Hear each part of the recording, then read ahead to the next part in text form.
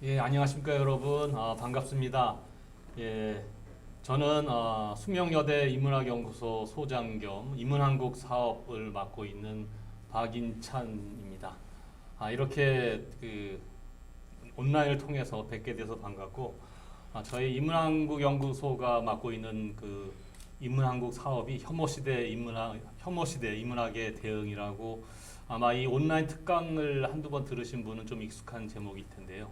저희가 저희 연구의 성과를 이렇게 사회적으로 확산하고 공유하는 차원에서 공감인문학센터를 만들어서 오늘 이제 들으실 얘기처럼 특별한 자리를 계속 만들고 있습니다. 오늘은 이제 공감인문학센터가 주최하는 이달의 공감읽기라고, 특히 혐오 관련한 주제의 글을 쓰신 저자분을 직접 모셔서 얘기를 듣고 말씀을 나누는 자리를 갖고 있습니다. 자, 그래서 오늘 모실 분은 바로 이어 소개드리겠지만 김예원 변호사이십니다. 특히 누구나 꽃이 피었습니다. 뭐 이상하지도 아프지도 않은 아이들 같은 여러 책을 쓰시고 장애인 인권과 관련해서 활동을 많이 하고 계신 김예원 변호사입니다. 그리고 오늘 좌담을 위해서 특별히 저희 연구 사업단의 질병과 장애 혐오의 분과를 맡고 계신 일본학과 이지형 교수님도 와주셨습니다. 선생님들 반갑습니다. 네, 반갑습니다. 시작을 이렇게 두서없이 하고는 있지만 좀 진행되면 좀 정돈될 거라고 믿고. 자, 이지형 선생님 좀 소개도 좀 본인 소개부터 좀 해주시죠. 예, 여러분 반갑습니다. 숙명여대 일본학과에서 일본 근현대문학을 가르치고 있는 이지형입니다.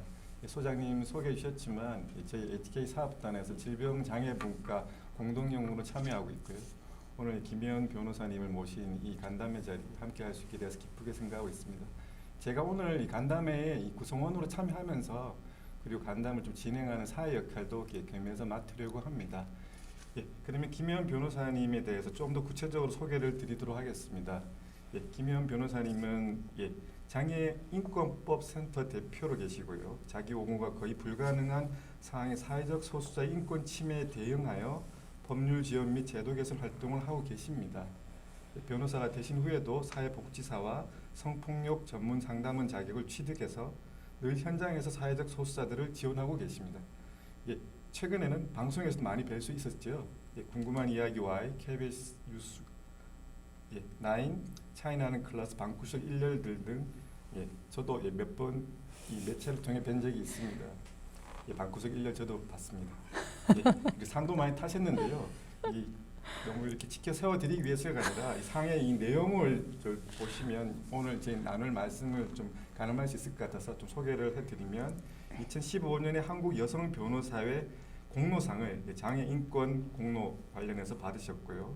2016년에는 보건복지부 장관 표창을 받으셨고 2017년에는 대한변호사협회 청년변호사상, 2018년에는 한국 여성변호사회 아동인권 공로 관련 공로상, 그리고 제1회 곽정숙 인권상, 서울시 복지대상, 법조공익 모임 나우 제1회 청년공익변호사 대상, 대한변호사협회 우수변호사상을 수상하셨습니다. 그 외에도 출연하신 차이나는 클래스도 프로그램 자체가 또 상을 수상한 바가 있습니다. 한 가지 제가 이렇게 간담을 진행하면서 특히 이 이력을 소개해드리면서 궁금했던 부분이 이 김예원 변호사님이 소속돼 계신 곳이 흔히 보통 얘기하는 법률사무소가 아니라 이렇게 장애인권법 센터로 되어 있는데요. 센터로 되어 있는 그 명칭에는 어떤 특별한 의미가 있는지 좀 궁금합니다. 네, 안녕하세요. 네, 뒤늦게 인사를 드리게 됐는데요. 일단은 이지영 교수님께서 띄어쓰기를 잘 하고 읽어주셔서 감사하다. 이게 장애인 인권법 센터로 잘못 읽으시는 분들도 계시고, 그래서 장애인권 법센터를 띄어쓰기를 실패하셔가지고 장애인 권법센터 이렇게 잘못 읽으시는 분들이 간혹 계셨거든요. 근데 장애인권 법센터 이렇게 딱 읽어주셔서 너무 반가운 마음이 들었고요. 사실 저는 변호사니까 법률사무소를 운영을 하는데, 잘 아시다시피 변호사는 수입료로 먹고 살잖아요. 예, 수입료로 먹고 살아야 되는데 제가 만나는 분들은 사실 수입료를 내실 수 없는 분들이 대부분이세요. 그러니까 대부분이 아니고 그냥 100%라고 보시면 됩니다. 예. 그래서 약간이라도 수입료를 부담하실 수 있거나 아니면 이분을 옆에서 조력하실 수 있는 체계가 있으시면 그거는 제가 하지 않고요. 전혀 그런 게 불가능한 상태에 있는 그런 분들만 지원을 하다 보니까 당연히 어쩔 수 없이 수입료 공짜 법률사무소를 만들게 됐습니다. 그래서 이름도 아예 그냥 비영리 활동을 하는 것을 표방하는 차원에서 장애인권법센터라고 지었는데 많은 분들이 후원은 어떻게 하냐 이런 걸 물어봐 주세요. 근데 후원은 받지 않고 있습니다. 왜냐하면 법률사무소는 법률상 후원을 받을 수 없습니다. 비영리 활동이 사실 제가 자발적으로 하는 것이지 법으로 변호사가 비영리 활동만 할 수 있는 그런 법체가 지금은 전혀 없기 때문에 그래서 좀 독특한 일을 하고 있는 센터다 이렇게 이해를 많이 해주시더라고요. 네. 그냥 뭐 흘려들을 수 있는 센터라는 명칭이 아주 그런 중요한 의미가 있는지를 저도 이제 말씀드려서 이해할 수 있게 되었습니다. 오늘 간담회는 지금 박희찬 소장님 앞에 가지고 계십니다만 최근에 이제 김혜연 변호사님께서 쓰신 저서 두 권을 중심으로 이야기를 풀어나가고자 합니다. 한 권은 누구나 꽃이 피었습니다라는 책이고요. 또 한 권은 이상하지도 아프지도 않은 아이라는 책입니다. 조금 소개해 주시면 감사하겠습니다. 제가 마침 이제 두 권의 책을 다 갖고 있으니까 일단 실물로 제가 보여드리겠습니다. 이게 이제 누구나 꽃이 피었습니다라는 제목이고요. 잠시 뒤에 구체적인 설명이 가고 두 번째는 제목이 참 되게 확 와닿는 것 같아요. 이상하지도 아프지도 않은 아이. 이건 이제 동화 책이라고 할 수 있고 우선 저는 그 누구나 꽃이 피었습니다라는 책 제목을 딱 보고 듣는 순간 이거 어렸을 때 무수히 되뇌이고 고독을 느꼈던 제목 같은데 어떤 생각으로 뜻으로 이 제목을 지으셨는지 정말 궁금합니다. 네, 그 박노해 시인의 시를 저는 참 좋아하는데 그 시 내용 중에 꽃은 달려가지 않는다라는 시가 있습니다. 근데 그 시의 내용을 제가 완벽하게 이렇게 외우고 있지는 않는데 이런 그게 상당히 긴 시인데요. 이런 표현들이 있어요. 꽃은요 달려가지도 않고 게으름 부리지도 않고 그냥 자기 속도와 자기의 그 방식, 자기의 그 태생적인 그 모습 그대로 빛깔과 향기대로 그냥 자기 자리에서 피었다가 간다는 거예요. 그래서 사람들이 왜 사람이 꽃보다 아름다워 할 때 그런 여러 꽃이라는 것에 부여하는 여러 의미들이 있는데 제가 봤을 때 그 의미는 꽃이라는 어떤 사물보다는 사람도 이렇게 살아야 되지 않나? 그런 생각이 드는 거예요. 이 사람이 우리나라만 하더라도 굉장히 경쟁 중심적이고 대도시에서 뭔가 살아야 제대로 된 삶 같고 이런 것들이 되게 계층화돼 있고 뭔가 계급화돼 있고 세력화돼 있고 이런 세상에서 이런 걸 다 떨쳐내고 내가 태어나서 나고 자란 내 고향에서 내 주변에 사랑하는 사람들과 그냥 내 속도로 살다가 내가 장애가 있건 아니면 내가 좀 덜 배웠건 우리 집이 좀 가난하건 그런 거 상관없이 그냥 내가 좋은 방식으로 살다가 가는 것이 가장 좀 이상적이고 좋은 사회가 아닐까 이런 생각을 항상 하고 있던 차에 이 책을 쓰게 됐고 이 책이 사실 대부분의 내용이 장애 인권에 대한 내용이긴 한데요. 그런데 그 장애 인권에 대한 내용을 너무 제목에 딱 부각시키는 것이 오히려 좀 더 별로 이렇게 독자들한테 와닿을 것 같지도 않고 오히려 좀 이렇게 배제시키는 독자층을 배제시키는 그런 부분도 있을 것 같아서 고민을 하다가 이거를 하게 됐는데 사실은 이게 왜 마련이 됐냐면 제가 아이가 3명이 있어요. 아기를 3명을 낳아서 키우는데 어떤 아이 그 중에 한 명이 무궁화 꽃이 피었습니다를 발음이 안 돼가지고 누구나 꽃이 피었습니다로 이렇게 우연히 그냥 그렇게 제가 들려서 그러면은 이게 굉장히 책 제목으로 적절하겠다. 여기서 처음 얘기를 하게 되는데 그런 비하인드 얘기가 좀 있었습니다. 네. 저도 영문학과 문학을 전공하는 교수인데 참 제목을 잘 지으신 것 같아요. 떠오르는 게 많고 말씀을 들으니까 꽤 철학적이라 그래야 되나? 그 모든 존재 저마다 존재하는 꽃은 그 자체로 의미가 있고 아름답다 이런 말로 들리는데 제가 옳게 받아들이고 있는. 네, 감사합니다. 근데 막상 책을 보면 실제 책은 아마 앞서서 이제 무슨 장애 인권을 곧바로 다루는 것 같다는 예상을 깨기라도 하듯이 사실은 우리한테 많이 친숙한 13편의 영화를 가지고 이야기를 풀어가시는데 그 영화들이 사실 저희가 미처 봤으면서도 놓친 의미들을 다루시는 것 같은데 특별히 그 13편을 고르신 무슨 선정 기준 같은 게 있으실까요? 그러니까 장애에 오히려 포커스를 두고 선정 기준을 잡은 건 아니고요.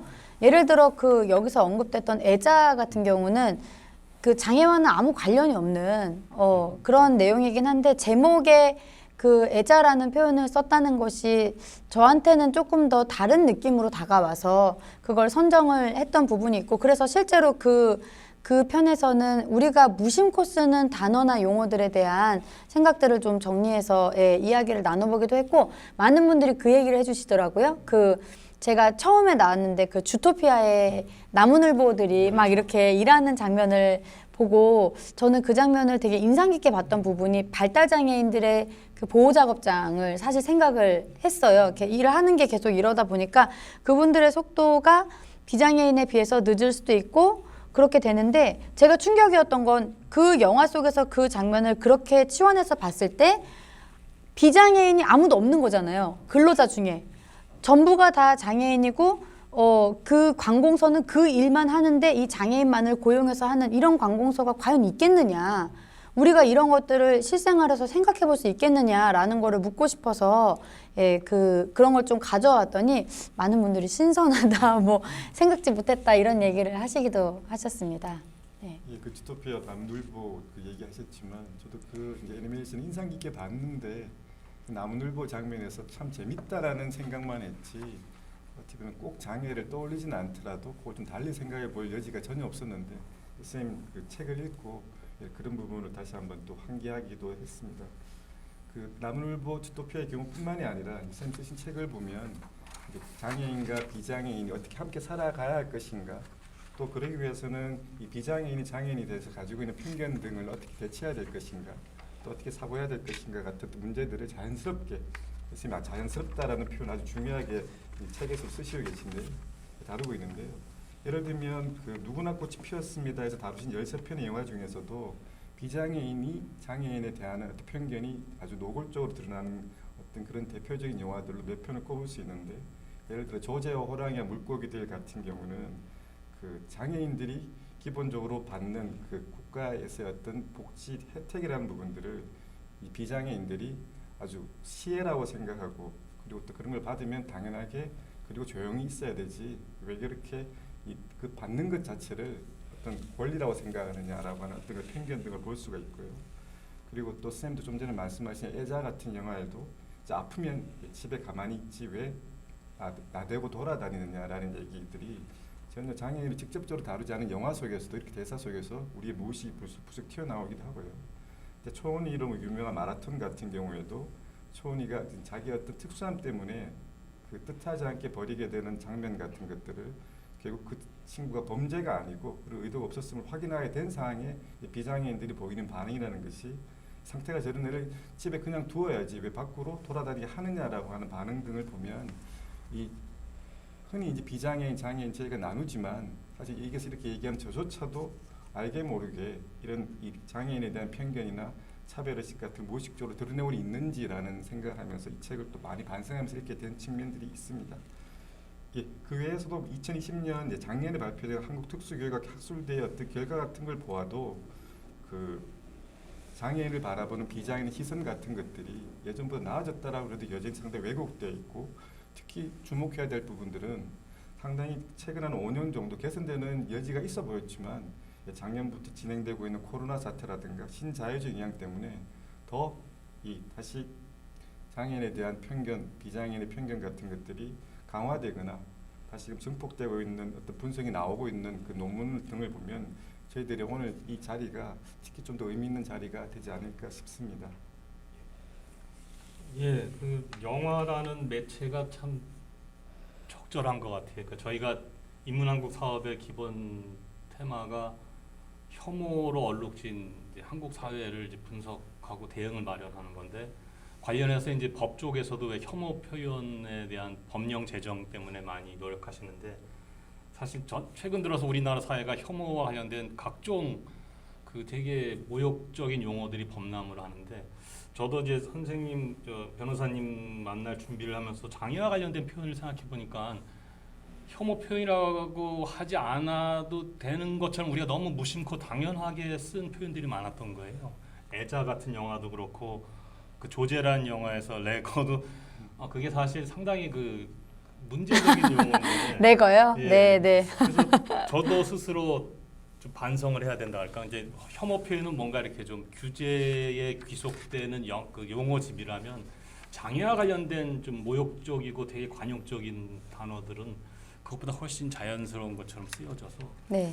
오늘 이 자리가 좀 여러모로 의미가 있을 것 같아서 그래서 저 변호사님께 장애자를 부르는 명칭이 요새 이제 많이 좀 바뀌기도 해서 네네네. 어떤 표현이 적절할지 좀 저희들한테. 네. 궁금하시죠? 이거 예. 보시는 분들도. 왜냐하면 많은 분들이 기자님들도 가끔 저한테 연락을 하셔가지고 이런 표현을 써도 되냐 막 이런 걸 물어보실 때가 있어요. 왜냐하면 평상시에 많이 쓰는 용어가 아니다 보니까 혹시 나도 모르게 이런 말 했다가 실수하지 않을까? 저 사람 상처 주지 않을까? 이렇게 하는데 퀴즈입니다. 퀴즈. 장애인의 반대말이 뭔가요? 퀴즈 제가 모범생답게 네. 정상인 아닐까요? 네, 반어법을 사용해서 정상인으로 말씀해 주셨는데, 네, 그렇죠. 정상인이란 말을 반대말로 이해하시는 분들이 참 많이 있으신데, 그게 아니고, 예, 제대로 된 반대말은 비장애인이죠. 예, 그런데 많은 분들이 정상인이라고 얘기를 하고, 심지어 장애인 당사자분들도 비장애인을 정상인이라고 표현하시는 분들이 많이 있어요. 그런데 요새는 여러분들 그거 아세요? 기사에 어떤 연예인이 뭐 누구랑 사귄다, 결혼한다 이런 얘기하면 그 누가 연예인이 아니잖아요. 그러면은 그 사람을 기사에 쓸 때 비연예인이라고 쓰거든요. 예, 비연예인 이렇게 쓰는 이유가 예전에 일반인이라고 써줬다가 이 댓글이 막 엄청 막 욕을 하는 거죠. 뭐 니네가 일반인이면 그럼 너네는 귀족이냐, 뭐 우린 서민이냐, 평민이냐, 뭐 이러면서 이게 막 논쟁적인 얘기가 돼서 그 다음에는 비연예인이란 말을 쓰고 저는 아동인권에 관련해서도 일을 하는데요. 아동인권 관련해서는 아이의 반대말을 어른이라고 쓰지 않습니다. 비아동이라는 말을 쓰거든요. 근데 맨 처음에 그 말을 들었을 때 상당히 충격적이었어요. 비아동이라는 말을 들었을 때 이런 표현도 가능하구나. 왜냐하면은 대체로 다 아이동 아니면 성인 이렇게 나눠지고 그렇게 조금만 딱 이부법적으로 그렇게 하는데 그렇지 않은 어떤 영역도 감안해서 비아동이라고 표현하는 것이 상당히 중립적이고 아동의 권리를 존중하는 표현이 될 수 있구나. 뭐 그런 거랑 마찬가지로 보시면 되고요. 그 다음에 장애인이라는 표현도요. 장애자나 장애우로 잘못 표현하시는 경우가 있으시죠? 근데 장애자는 사실 원제가 있어요. 좀 나이가 지긋하신 그 선생님들이 장애자라는 표현을 쓰시는 이유가 우리나라가 81년도에 만들어진 법이 침신장애자 복지법이에요.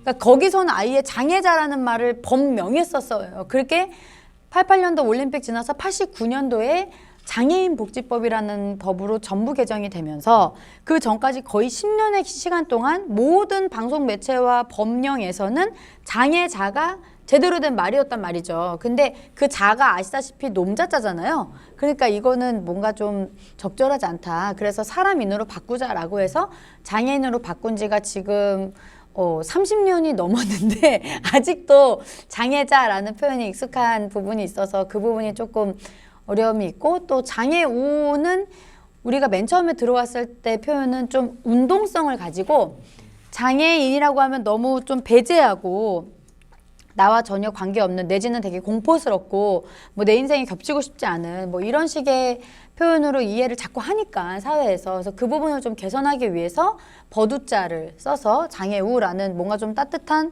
그런 운동성을 바탕으로 시작된 말이긴 한데요. 이게 사실 어떤 문제가 있냐면 버두자는 친구잖아요. 친구. 내가 아니고. 그러니까 그냥 그 말 자체로 타자화한다 라는 비판이 있고 그 다음에 이 친구라는 표현이 상당히 적절하지 않은 상황들이 있습니다. 제가 봤던 상황은 뭐였냐면 지자체에서 시상식을 하는데요.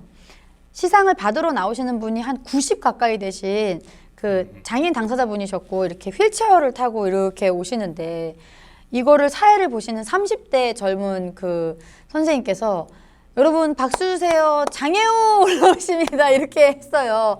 그러니까 이분이 대단히 불쾌하신 거예요. 자기 거의 손잡벌의 사람이 자기를 친구를 먹으니까 이건 비존중이 아닌가에 대해서 문제 제기를 하셨던 그런 게 있어서 좀 일반적인 표현은 아니고요. 그냥 장애인이라고 표현을 합니다. 그러면 사람들이 이렇게 얘기를 하세요. 장애인이라고 말하는 거 대단히 신뢰 아닌가요? 물론 신뢰가 될 수 있죠. 왜냐하면 우리가 그러니까 장애라는 거는 그 사람의 개인 정보잖아요. 그 사람 그러니까 개인 정보에 대해서 우리 사회가 이렇게 민감성을 가지고 있는 사회가 이제 돼가고 있는데 그러다 보니까 뭐 예를 들어 좀 등치가 있으시고 배가 좀 이렇게 왜 이렇게 좀 많이 나오시고 이런 경우에 이분을 얘기할 때 어머 보보이만 선생님 오셨어요 이렇게 안 하잖아요. 그러니까 그런 맥락인 거죠. 이렇게 막 이렇게 좀 살이 좀 문제적인 그쵸. 말씀이네요. 그래서 되게 문제적인 그런 표현인데 선생님 저쪽을 보고 얘기해주세요. 네 앞으로는 여길 보고 그래서 그런 부분을 감안을 하면 그냥 누구씨, 뭐 누구님, 뭐 이렇게 부르는 게 사실 일반적이고 여기서 말하는 장애인이라는 표현은 이렇게 써붙일 때 아니면은 우리가 문서로 표현할 때 이렇게 뭔가 이럴 때에는 그냥 그런 표현으로 정확히 쓰셔야 된다. 그리고 한 번은 되게 재밌는 이런 일이 있었어요. 예전에 장애인 화장실이 어떤 역사에 없어가지고 인권위에 누가 진정을 했어요. 차별이다. 그래서 장애인 화장실이 없다는 거는 차별이니까 장애인 화장실을 만들어라 이렇게 했거든요. 그랬더니 어떻게 만들었냐면 그냥 있는 거 조금 개조해서 장애인 화장실 이제 겨우 쓸 수 있게 만들어 놓고 글씨 하나가 거짓말 안 치고 성인의 이 몸통만한 글씨로 장애인 화장실 이렇게 만들어 놓은 거예요. 저쪽에서 봐도 볼 수 있게. 근데 이거에 대해서 대부분의 사람들이 장애인 화장실 있네 하고 지나가잖아요. 근데 이 장애인 당사자분은 대단히 불쾌하셨던 거죠. 왜냐면 뭐 비장애인 화장실 뭐 이렇게 안 해놓잖아요. 근데 이런 장애라는 것 자체를 그렇게 불필요하게 부각하는 것 자체가 굳이 해야 되는 것이냐 뭐 이런 지점에서 여러 가지를 생각해 볼 수 있습니다. 한 가지만 더 말씀드리면 이렇게 많이 쓰는 말 중에 식물인간이나 반신불수라는 말 쓰잖아요. 그래서 뭐 국회의원들이 일을 안 하면 뭐 식물국회니 뭐 이런 안 좋은 표현이긴 하지만 그런 식으로 쓰기도 하는데 그리고 속담에 있다는 이유로 이렇게 뭐 벙어리나 귀머거리나 장님 소경 같은 거 지금 쓰지 않는 말인데도 뭐 기사 제목으로도 이런 게 나와요. 뭐 소기의 경읽기 이런 거는 괜찮은데 뭐 무슨 장님 코끼리 다리 만지고 있는 격 뭐 이런 식으로 아예 이런 거를 넣어버린다거나 이런 것들은 좀 많이 지양을 해야 되겠죠? 네. 그 변호사님 말씀 들으니까 실제 제가 이제 이 장애 중에서도 한센병 문학 관련 연구를 진행해 오면서도 사실 그 연구 발표나 논문 속에서도 한센병자, 한센병 환자, 한센인 등의 용어가 좀 혼용되고 있기도 한데 사실 제가 부끄러운 게 장애우란 표현은 명확하게 이거는 써서는 안 된다는 건 이제 각성하고 쓰지는 않는데 장애인하고 장애자를 쓸 때 그러니까 장애자가 가지고 있는 그런 뉘앙스를 알고 있기 때문에 꺼려하면서도 한편으로는 이렇게 논문을 쓸 때는 자로 들어가는 게 중립적이지 않은가라는 의식 때문에 저도 모르게 쓰게 되는 경우가 있더라고요. 그래서 이번에 또 그 쓰신 책 보면서도 한번 저도 스스로 그런 부분 좀 약간 스스로 제 안에서도 좀 정리가 필요하지 않나라는 생각을 좀 새삼하게 있는데요. 말씀드리면 또 떠올렸던 게 실제로 제가 좀 성장하면서 제 주변에 어떻게 보면 저로서는 아주 가까이에서 이제 장애인을 처음 접했던 게 중학교 3학년 같은 반 친구였는데요. 그 친구가 지금 생각해 보면 좀 약간 중증의 내성마비였던 것 같은데 지금보다 훨씬 장애인 전반에 대한 인식도 낮은 시기였고 학생들도 좀 더 거칠었던 시기였고 물리적으로 했기 때문에 1년 정도 겪으면서 여러 가지 느낌들을 제가 가지고 별로 도와주지도 못했던 여러 가지 복잡한 느낌들이 있는데 그럼에도 불구하고 그 친구 상당히 또 그런 건강하게 잘 지냈던 기억이 있어서 아마 장애인을 처음 만났을 때의 어떤 경험을 떠올리면 저는 이제 그 친구를 떠올리게 되는데요. 소장님 혹시 어떠셨는지 궁금합니다. 갑자기 이렇게 자기 얘기하는 것처럼. 근데 그 질문을 하면 저도 떠오르는 옛 추억은 많아요. 그러니까 요즘은 못 보는데 어렸을 때 학교에 항상 그 소아마비라 그러죠. 그 절뚝발라고 이제 용어도 좀 조심스러운데 늘 있었던 것 같아요. 지체 장애인, 그렇게 등록을 하시죠. 정말 많이 놀렸던 것 같고 뭐 가방 들어준 경우도 있고 지금 돌이키면 뭐 문둥병이냐 다 주변의 일상 속에서 제 학창 시절엔 지금으로 치면 장애인 친구들이 사실 좀 많았고 약간 사담이지만 저도 어떻게 보면 제가 좀 왼손잡이거든요. 오른손 장애가 있는. 예, 소수성을 예. 가지고 계시군요. 그 네. 무수히 많은 모욕적인 그 단어들을 듣고 살고 그래서 뭐 그런 부분은 근데 생각이 복잡하더라고요. 근데 이 복잡함을 마침 대변해줄 질문들이 또 들어온 게 좀 있어요. 변호사님 모르셨죠? 제가 어제 좀 받기로 한 저희 학생들이 변호사님 오늘 모신다는 얘기 듣고 평소에 질문을 어제 한 8개 왔는데 오늘 또 2배로 들었어요. 네, 근데 훌륭합니다.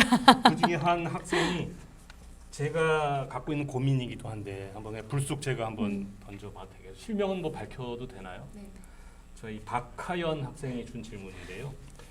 장애인을 보면서 이제 도와주고 싶다. 불쌍하다는 마음을 가지는데 또 한편으로 또 미안하면서 근데 막상 장애인분들은 자신의 그런 생각에 대해서 어떻게 받아들일지가 또 궁금하니까 근데 주저하게 된다는 거죠. 그리고 장애인들이 비장애인과 다르지 않다는 뭔가 위로는 하고 싶은데 그렇게 접근하는 게 옳은지. 그러니까 이분은 마음의 선의를 갖고는 하고 싶은데 그게 자칫 그 당사자에게는 어떻게 빌릴지 몰라서 어떻게 장애인에게 일상에서 다가가는 게 좋을지 아주 네. 이건 진솔한 질문이 와서 여쭙고 네. 싶습니다. 좋은 질문 주셔서 감사하고요. 일단은 그 많은 분들이 가지고 있는 그 일반적인 죄책감 같은 게 있어요. 왜냐하면 장애인이 무서운 거예요. 무섭거나 가까이 오고 싶지 않고 뭔가 좀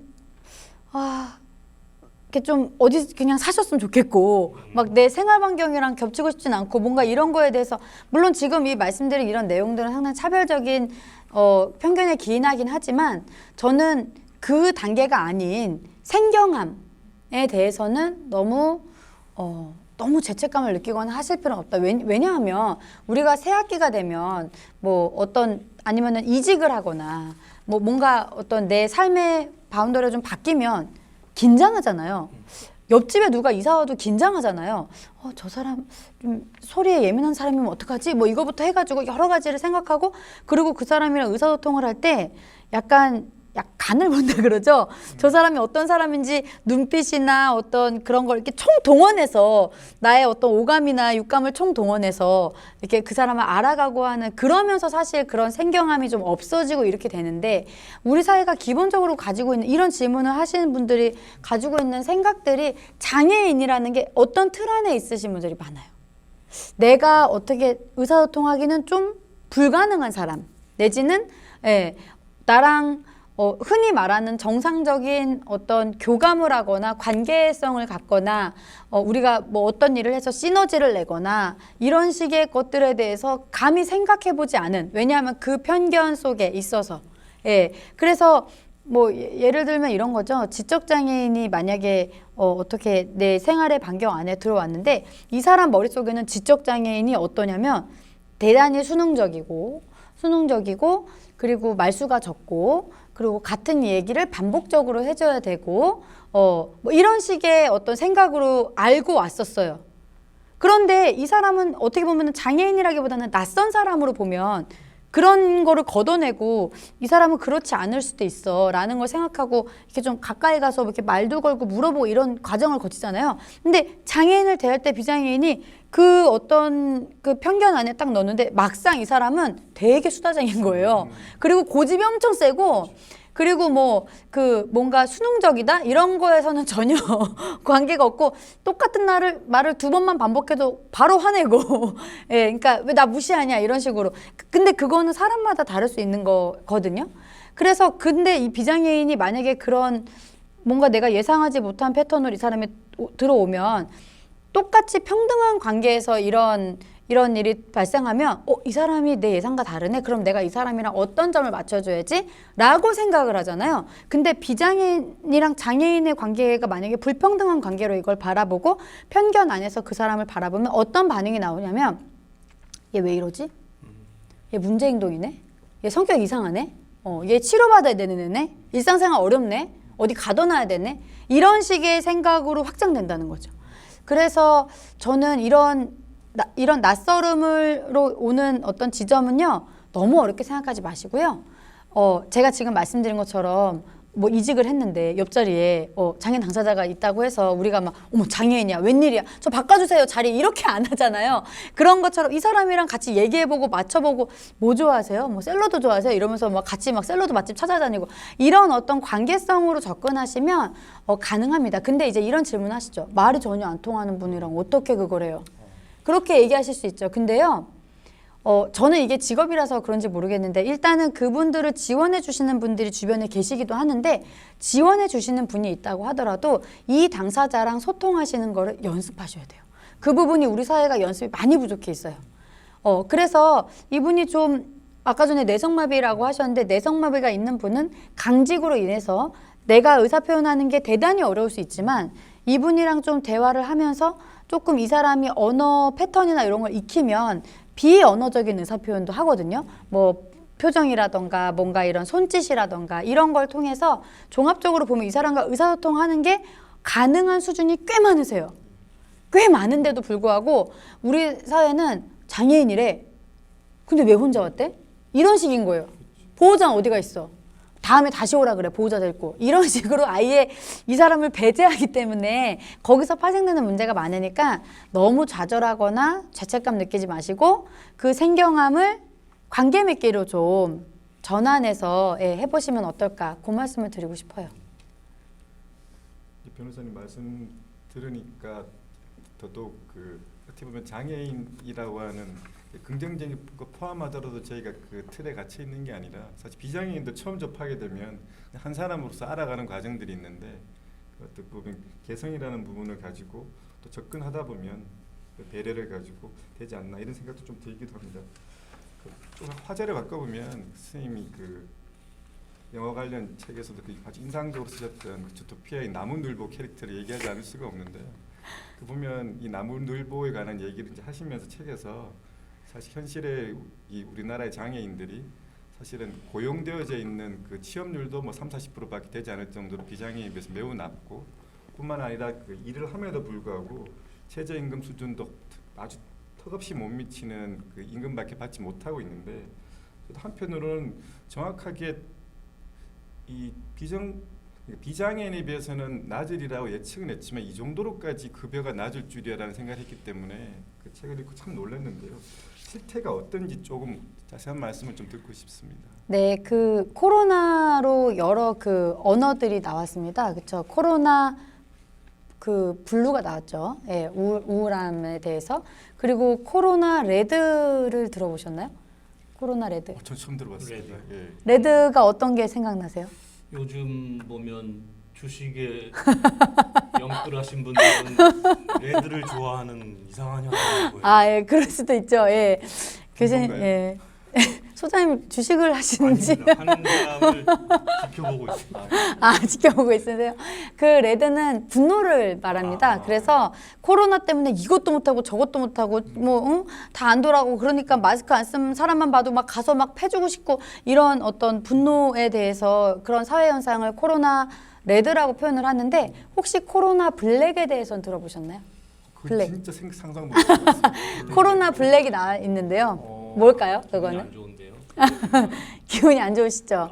까매지는. 네, 맞습니다. 그래서 발달장애인의 삶을 표현하면서 코로나 블랙이라는 표현이 이제 들어와요. 그래서 기사에도 이게 제목으로 코로나 블랙 시대라는 표현을 많이 쓰는데 그걸 기획기사들이 발달장애인의 삶에 대해서 코로나 시대의 발달장애인은 어떻게 살아가고 있는가에 대해서 기획기사를 많이 냈는데 제가 그 기자님이 의도하신 건 아니겠지만 그 기사의 주된 골자가 뭐였냐면 발달장애인인 50대 중반의 어떤 여성분이 계시고 이분은 원래 그 주간보호센터를 다니시고 주간보호센터에서 같이 운영을 하는 보호작업장에서 하루에 9시간씩 근무를 하시면서 일상생활을 하시다가 지금은 코로나로 인해서 주간보호센터도 문을 닫고 보호작업장도 문을 닫아서 뭐 굉장히 심리적으로 어려워지고 여러 그런 불안 증세를 보이고 있다. 이런 내용의 요지의 이 기사였는데 제가 그 기사에서 저는 되게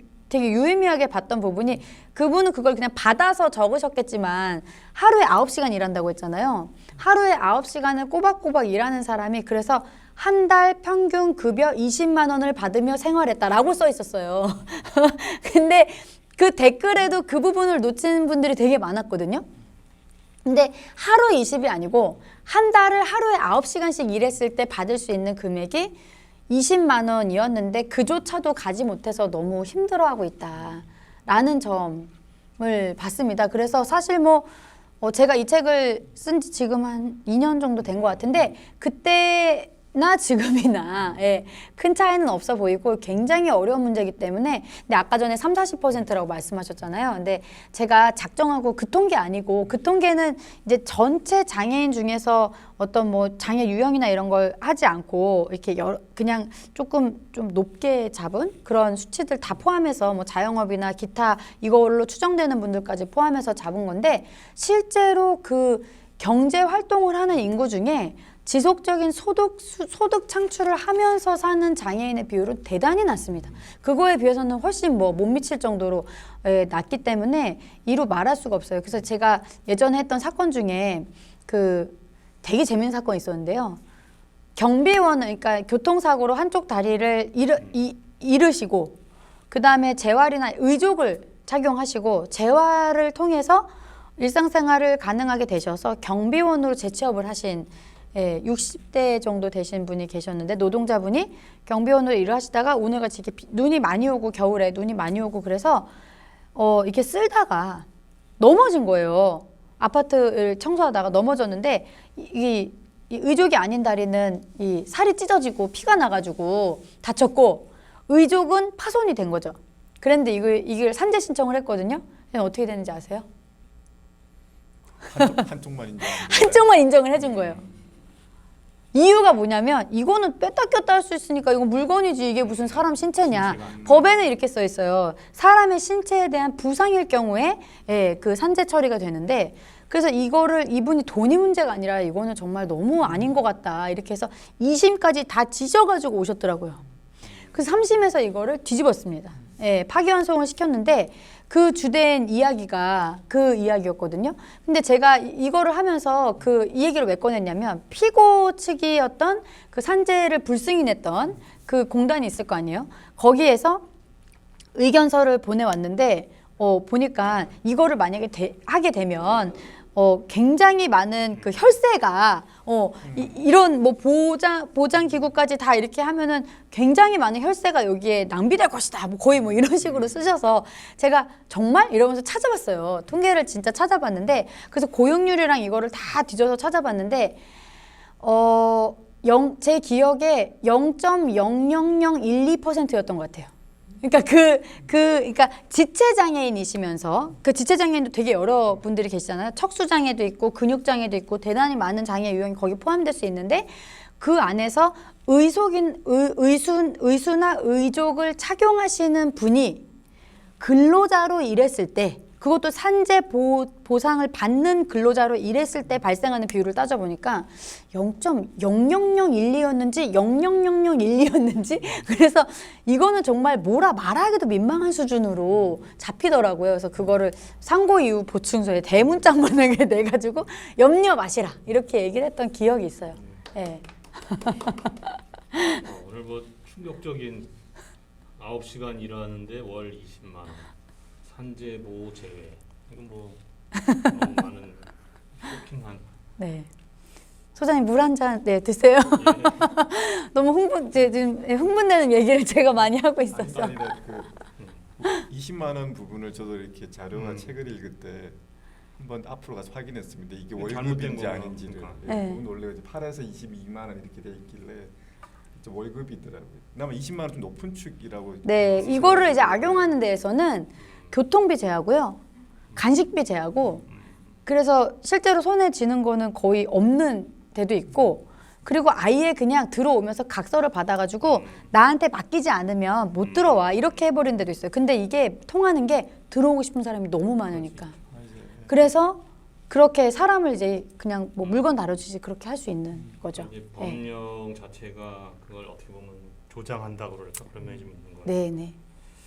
또 아까 또 코로나 블랙 같은 용어도 정말 생소한데 안 그래도 변호사님 만나기 전에 뭘 물어보면 좋을까 할 때 생각한 게 이 코로나라는 특수한 시대의 장애라는 전제 그게 사각지대라고 생각해서 여쭤보려고 했는데 코로나 블랙을 듣는 순간 또 한 번의 쇼킹이고 그래서 또 좀 여쭤보고 싶은 것도 이제 시설과 관련해서도 네. 최근에 이제 탈시설 논의가 많이 되고 요즘 같은 감염병 시대가 사실 시설이 제일 안전할 것 같지만 오히려 가장 그쵸. 취약하잖아요. 네네. 그래서 탈시설에 대해서도 좀 이것도 뭐 간단한 얘기는 아닌데 사실 저도 뭐 이 무심코 공모자였을 것 같은데 되게 시설 그러면 되게 장애인들을 뭔가 안전하게 보호해 줄 것 같지만 뭐 최근 어떤 연구도 그렇지만 사실 보호를 받는 건 장애인이 아니라 그 가족이라든가 넓게 보면 소위 정상성을 표방하는 자들이 오히려 보호를 받는 수단이 된 것 같고 또 앞서서 그 박하연 학생의 질문도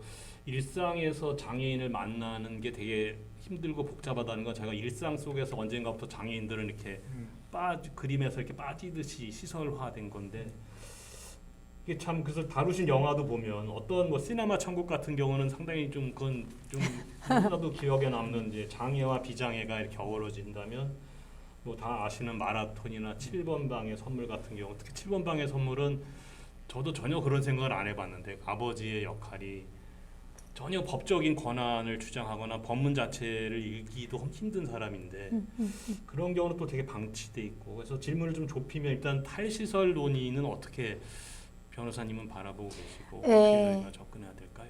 예.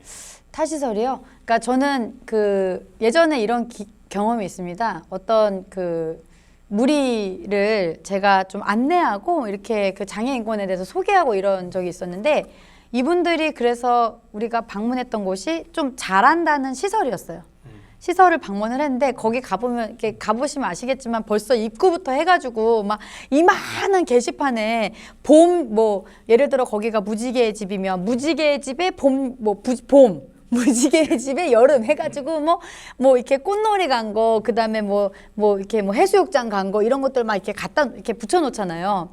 그래서 이렇게 막 보면서 그분이 저한테 너무 해맑게 이렇게 얘기를 하셨어요. 이렇게 좋은데 왜 없애라 그래요? 그렇게 말하더라고요. 그래서 제가 그분한테 이렇게 얘기했습니다. 그렇게 좋으면 네가 여기서 사세요. 제가 그랬더니 그 자기가 내뱉은 말에 대한 맥락을 그제서야 이해를 하십니다. 우리 사회가 그동안 시설에 대해서 대단히 그 어떤 그런 선한 이미지와 상징성을 부여해 왔고 그래서 제가 주로 시설에서 일어나는 학대 사건의 피해자를 대리하면서 아주 놀라운 경험을 해요. 예, 우리나라가 잘 아시겠지만 이 학대에 대해서 장애인 학대에 대해서 어느 정도의 감수성을 갖고 있냐면 염전에서 그 사실상 시설화되어 있는 그런 생활을 하신 분이 무려 40년 6개월 동안 염전에서 노동력 착취를 당하시면서 개인의 일상이 완전 초토화되는 생활을 겪으셨던 분이 내 가해자가 얼마의 형을 받았는지 모르시죠? 40년 6개월의 그러니까 인신매매성 범죄잖아요. 인신매매성으로 이분이 정말 아무도 도와줄 수 없는 이런 호를 단신으로 어떤 섬에 들어와서 정말 때리는 거 그대로 맞으면서 주는 밥 먹고 뭐 밥 먹을 거 없으면 소금에 찍어서 밥 먹고 뭐 그것도 없으면 그냥 거의 뭐 물로 태우고 이런 식으로 하면서 그 고된 노동을 하루에 16시간씩 그렇게 하는 생활을 40년 6개월, 9개월인지 6개월인지 그랬는데요. 가해자가 1년 6개월 나왔어요. 네. 그러니까 이게 무슨 중세시대나 뭐 이렇게 되게 현실감 없이 받아들이시는 분들이 많으신데 2010년도 넘어서 대한민국에서 일어나고 있는 판결들이 그렇습니다. 그래서 이 시설이나 이런 데 대단히 숭고한 어떤 그런 걸 기대하시지만 사실 그분들은 직업인이세요. 예, 직업인이시고 누구든지 그 어디에 이렇게 힘들고 내 몸이 일단 힘들면 이거를 뭐 내가 어떤 직업 정신으로 의지로 극복한다 이런 차원의 문제는 아니거든요. 예, 그래서 저는 시설에 대한 얘기를 할 때 다시 가고 싶은 군대가 없듯이 다시 가고 싶은 시설은 없다. 뭐 그런 얘기를 드리기도 합니다. 왜냐하면 기본적으로 통제된 삶, 규율된 삶에 대해서 우리는 얼만큼 감수성을 가지고 있는지 예전에 그런 분이 계셨어요. 그 다큐멘터리 PD 분이셨는데 이분이 잠입 취재를 하신다고 그 밖에가 철조망으로 돼 있고요. 안에가 완전 거의 쓰러지기 직전에 그런 가건물 비슷한 그런 건물 심지어 용도 변경해가지고 막 기둥도 몇 개 없고 막 이런 데를 지적장애인이라고 속이고 들어가서 한 달을 사신 적이 있어요. 나오셔가지고 정신과 치료 받으셨거든요. 왜 그러냐면 한 일주일 지났는데 영혼이 소멸되는 느낌이 들었다고 해요. 예, 왜냐하면 아무것도 하는 게 없어요. 할 수 있는 게 없어요. 거기는 핸드폰도 갖고 들어갈 수 없잖아요. 지적장애인이라고 하면서 막 몰래 막 연락하고 이러면 걸릴 거 아니에요. 그래서 그걸 못하고 정말 이렇게 아무 말도 못하는 사람처럼 이렇게 가서 되게 일부러 어눌하게 그렇게 활동하고 하니까 이 사람을 대하는 게 완전 그냥 동네 개, 마당에서 키우는 개만도 못하게 대하면서 아무 유희거리들이 없는 거죠. 테레비 보는 거 말고는. 너무 막 안 좋은, 물론 그분이 체험하신 게 대단히 극단적인 체험이시긴 했지만 대부분의 시설은 최저 생활 기준을 준수하면서 운영되고 있기 때문에 그 정도는 아닌데요. 그래서 이런 시설화에 대한 문제 때문에 이 얼마 전에 한 2달 전이죠. 그때 이 21대 국회에서 탈시설에 대한 법안을 본격적으로 재정법으로 발의를 했습니다. 이거는 민주당도 그렇고 정의당도 그렇고 뭐 당을 막론하고 대단히 많은 의원들이 참여해서 이 탈시설 지원법을 발의를 했는데요. 이 법의 내용을 잘 모르시는 분들이 있으실 것 같아서 말씀을 드리면 기본적으로 다른 그 서구에 있는 나라들은 시설 자체를 전면적으로 폐쇄한 나라들이 있습니다. 그러니까 시설이라는 개념 자체를 없앤 거예요. 물론 병원, 의료 서비스 지원 때문에 병원을 해야 되는 그 정도는 있지만 그게 아니라 이 사람이 어떤 공동체의 형태로 살 수밖에 없는, 내가 거기에 그 시설의 어떤 구성원이 돼서 수용된 상태로 살 수 있는 그런 류의 시설은 법으로 위헌이다라고 해서 없앤 나라들이 몇 군데가 있어요. 근데 우리는 어쨌든 그 일모라를 선언해야 된다는 것에 대해서는 누구나 동의하고 있는 지점이 있기 때문에 그거를 어떻게 했냐면 어떻게 그러면은 이 일모라를 실천할 거냐에 대한 법입니다. 그래서 어떻게 하냐. 시설에 지금 계신 분들 있죠. 요 탈시설만 전담할 수 있는 전달 체계들이 전국에 생기고요. 그리고 그 시설에 직접 가서 이분이 요청하지 않았더라도 욕구 파악을 합니다. 선생님 여기 몇 년 사셨어요? 언제부터 이렇게 지내셨어요? 몸은 어떠세요? 혹시 여기서 나가게 된다면 어떤 주거 형태에서 살고 싶으세요? 아니 가족과 살고 싶은 분도 있고 뭐 공동체를 이루어서 나 여기서 친한 언니들 3명이랑 살고 싶다는 분도 있을 수 있고 다양하잖아요. 난 혼자 살고 싶다는 분도 있을 수 있고 그러면 혼자 살겠다는 분에게는 활동지원 서비스를 어떻게 지원할지 좀 모아서 살고 싶은 분에게는 주거 지원을 어떻게 임대 아파트나 이런 걸 지원할지를 총체적으로 다 계획을 수립하고 이분들의 욕구에 맞게 지역사회에서 살 수 있는 체계를 구축하는 법안입니다. 굉장히 혁신적인 법안이고 재정법으로 발의가 됐는데 잠깐 그때만 논의만 되고 말았어요. 그래서 요거를 보시는 분들께서 요게 지금 그 의견 수렴이나 여러 가지 하실 수 있으니까 적극적으로 빨리 좀 통과 좀 시켜달라. 발의에 그치는 것이 아니라 적극적으로 좀 그런 단계로 좀 이 사회가 나가는데 기여를 해주시면 좋겠습니다. 그 말씀은 그만큼 단순히 시설 자체를 없애거나 하는 차원을 넘어서 이 당사자분들의 그 자기 결정권을 존중한다라는 의미가 네. 큰 거라고 이해해도 되는 건가요? 네, 그리고 거기서 말하는 자기 결정권이 조금 복잡한데요. 그냥 딱 들어가서 여기 나가서 살고 싶죠? 이렇게 물어보지 않아요. 그러니까 왜냐하면 그런 사회를 한 번도 경험해 본 적이 없으신 분들이기 때문에 국가인권위원회에서 제가 2007년도에 같이 참여했던 연구인데요. 중증장애인 거주시설 그리고 정신요양시설을 보면 최소 10년 이상 거주한 분들이 60%를 넘었습니다.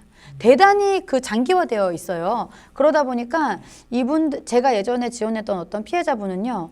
30년을 그 학대 상황에서 이제 나오시라 거기서 나오실 수 있다. 다른 곳에서 자립해서 지원해드리겠다 이렇게 말씀드려도 절대 싫다는 거예요. 그 억압 상태에 계속 놓이고 싶으시대요. 그래서 뭐까지 했냐면 목욕탕도 같이 가서 이거 때밀이도 한번 받아보고 그리고 그 네일 아트도 막 받아보고 막 이렇게 염색도 막 해보고 이런 어떤 사회에서 할 수 있는 다양한 것들을 선택권을 드리면서 아 이분이 그제서야 아 이거를 내가 선택을 할 수도 있는 거구나 이런 거를 경험을 하셔서 나오신 분이 계시거든요. 그 과정이 6개월 걸렸어요.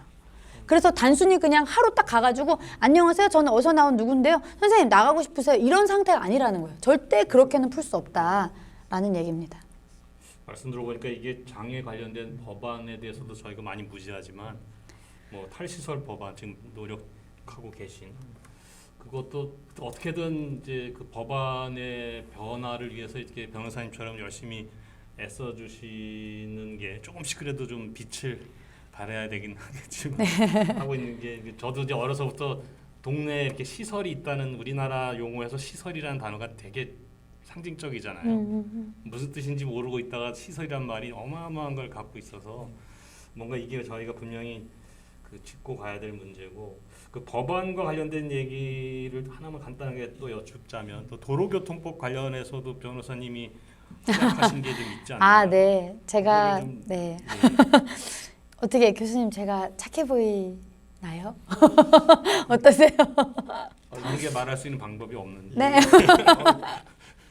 네. 저 그렇게 말씀을 안 생각합니다. 하셔도 됩니다. 예, 제가 예, 헌법상 양심의 자유가 다 있으시고 제가 하는 일이 사람들이 되게 뭐 힘들겠다 뭐 그런 얘기를 많이 하세요. 뭐 그런 사건만 맨날 보는데 속 터져서 어떻게 사냐 뭐 그렇게 하시는데, 사실 되게 재밌게 하고 있고요. 재밌게 할 수 있는 원동력이 이 성격이 못돼 먹어가지고 이게 무슨 말이냐면, 뭐가 좀 말이 안 되는 게 있으면 그거를 이제 피하는 사람도 있고, 어떤 분들은 싸워서 바꾸는 사람 있잖아요. 근데 저는 그거를 싸워서 바꾸는 걸 좋아하고, 심지어 그 세를 이루어서 세를 동원해서 바꾸는 걸 좋아해요. 그러니까 프로 민원러, 진상 민원인 뭐 약간 이런 식으로 역할을 할 때도 있는데, 사실 이 일은 제 개인적인 경험에 기인한 거기도 하고, 제가 한쪽 눈이 태어날 때 의료사고로 없습니다. 그래서 한쪽 눈이 없는 시각장애인인데, 집안 사정 때문에 빨리 동생들을 챙겨야 돼서 면허를 따려고 해서 거의 성인이 되자마자 땄던 것 같아요. 그게 딸 수 있는 시기가 되자마자 땄던 것 같은데, 그때 제가 경험했던 그 차별이 2종밖에 못 딴다는 거였어요. 예, 2종, 저는 트럭도 몰고 싶고 막 그러고 싶은데, 시각장애 한쪽 눈이 안 보이면 2종밖에 못 딴다고 해서, 그때는 그냥 그게 무슨 뜻인지 모르고 어쨌든 뭐 제가 몰아봤자 승용차 정도만 볼 거기 때문에 그거에 대한 큰 문제제기 없이 일단 2종 수동으로 따긴 했거든요. 그랬는데 그 다음에 좀 지나서 7년이 지났으니까, 무사고로 7년이 지났으니까 1종으로 업그레이드를 해주겠다. 그렇게 왔길래, 제가 정말 그때는 사법연수생이었을 텐데, 그때 막 그 헌법재판소에서 제가 시보를 하고 있었거든요. 근데 대단히 막 죄송하다 하면서 막 양해를 구하고, 그거를 저기 밑에 있는 경찰서까지 간 거예요. 가서 제가 이제 사정 설명을 했더니, 뭐 이거 쓰고 돈을 좀 내면 된다고 해서 그걸 다 쓰고 돈을 냈더니 다 하고 나서 저기 신체 검사하고 가래요. 그래서 신체 검사를 하러 갔는데, 제가 이렇게 시력 검사를 하지 않습니까? 근데 시력 검사를 하려고 이렇게 가리라고 하길래, 선생님 저는 이쪽 눈이 의안이어서 이쪽 눈밖에 시력이 없어요. 그러니까 이쪽 눈은 가릴 필요가 없습니다. 이렇게 얘기를 해드렸어요. 그랬더니 저 보는 앞에서 갑자기 종이를 확 찢는 거예요. 헐. 그래서 제가 표정이 썩었겠죠.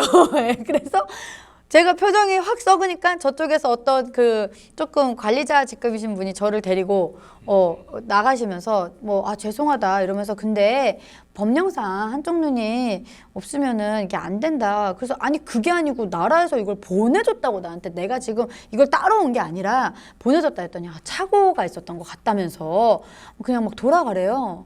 그날 하루를 다 공친 거는 둘째치고 저는 도저히 이게 납득이 안 가서, 왜냐? 아시다시피 9인승이나 12인승이나 거의 차이 없거든요. 운전을 할 때는.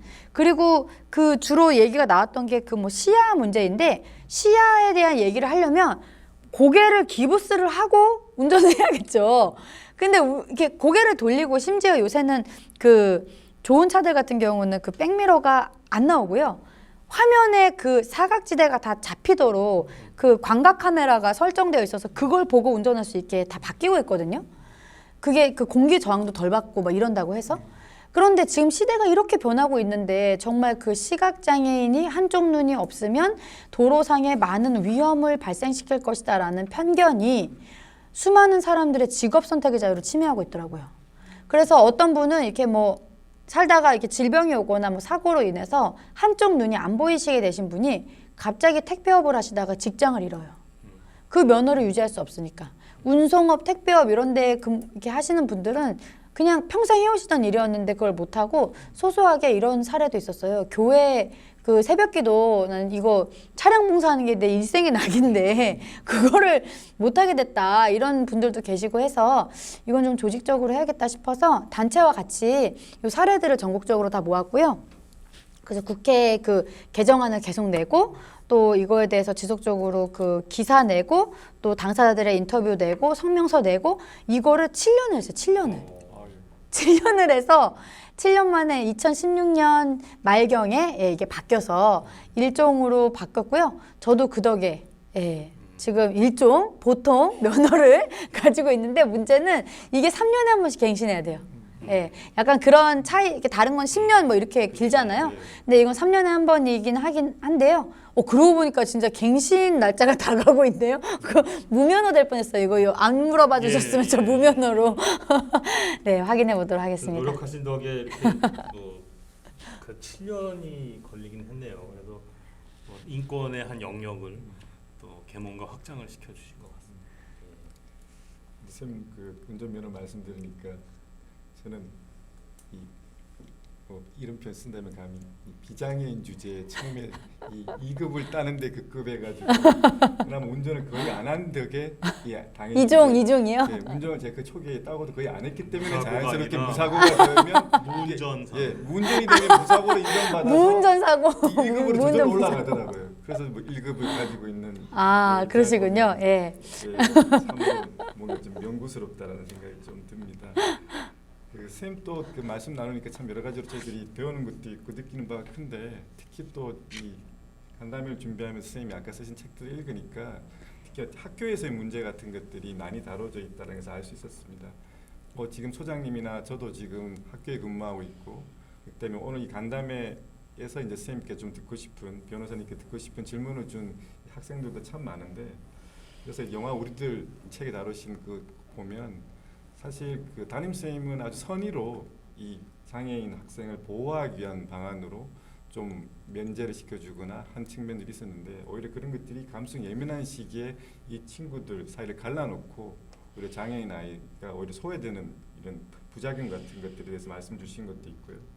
그다음에 동화책 이상하지도 아프지도 않은 아이 같은 경우에는 이제 발달 장애 아이가 이제 그 반에 있는데 그것을 둘러싼 초등학교 이 학생들의 소동과 그리고 또 이 우리들의 담임 선생님하고 조금 비슷하면서도 다른 그러니까 체험을 통해 가지고 이 학생들이 자연스럽게 그 발달장애 층을 이해하게끔 이 프로그램을 비교과 활동을 했더니 담임 선생님 얘기가 있는데 궁금한 건 이런 거인 것 같습니다. 특히 이제 영화에 관한 것들을 어떻게 보면 다양하게 이 사회에 관한 여러 현상들을 다루기 좋기 때문에 이 몇 편 정도 영화 장애 비장애 문제를 다루셨는데 특히 이제 이 이상하지도 아프지도 않은 아이 같은 경우는 이제 동화책인데. 동화책을 또 이렇게 중점적으로 쓰신 어떤 이유라도 있는지 좀 듣고 싶습니다. 네, 제가 사실 뭐 동화 작가를 할 그런 깜냥은 전혀 아니고요.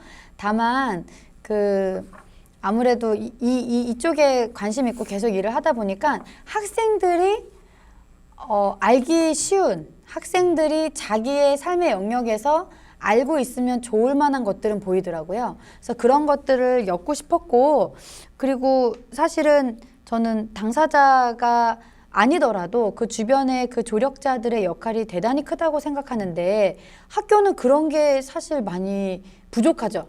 그러니까 이런 거를 할 수 있는 기관이나 담당자는 있어요.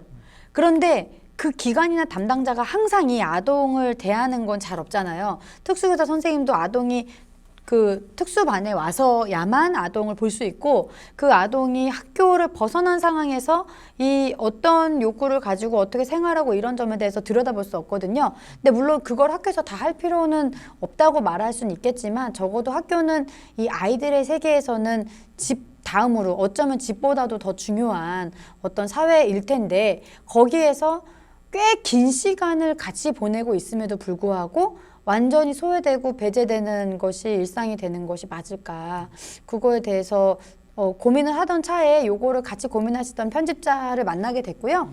그래서 이렇게 쓰게 됐는데 다행히 그 초등학교 선생님들도 이 책을 교환으로 많이 사용해 주시고 또 그 좋은 도서에 선정이 됐어요. 그래서 또 많이들 사주시고 그래서 감사한 마음이죠. 제가 이 책을 이제 읽었는데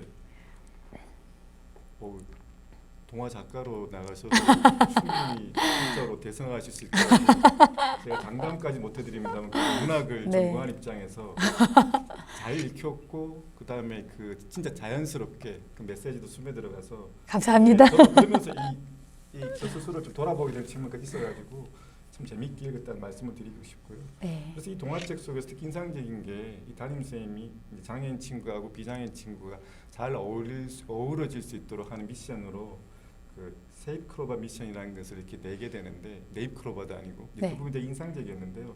이제 그걸 어떻게 생각하시는 어떤 계기나 뭐 그런 것들 있으면 좀 말씀 네. 좀 해주십시오.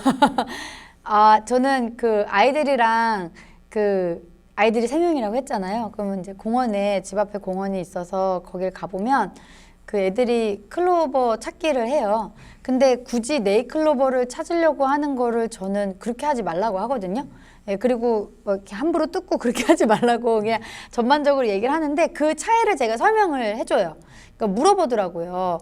그 네잎클로버는 행운이기 때문에 이걸 뭐 이렇게 어디서 이제 배운 게 있잖아요, 아이도. 그러니까 자기도 찾고 싶다고 해서 보이면 찾을 수는 있는데 그거를 애써 찾으려고 되게 노력하는 할 필요는 없다? 막 이러면서 이제 설명을 했던 게 세이클로버가 흔하긴 하지만 대부분의 그 역할을 하잖아.